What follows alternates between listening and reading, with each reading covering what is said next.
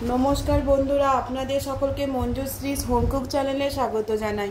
आज के आबारो एकटी नतून रेसिपि निये चले एसेछि जा हलो इलिश माछेर झोल।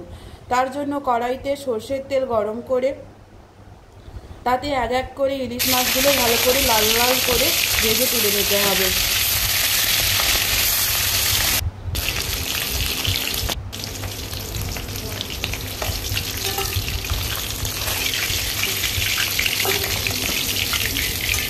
एरपर ओई तेले सामान्य कालो जिरे फोड़न दिए शुकनो लंका अथवा काँचा लंका फोड़न दिए तेजपाता आगे थेके केटे रखा आलू फोड़न दिए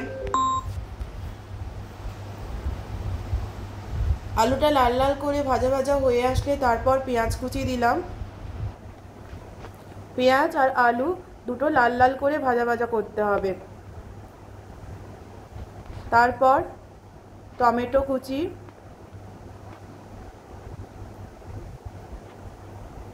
आदा बाटा हलुद गुड़ो लंकार गुड़ो दिए भालो करे कषालाम। तारपर गरम जल दिए दिलाम।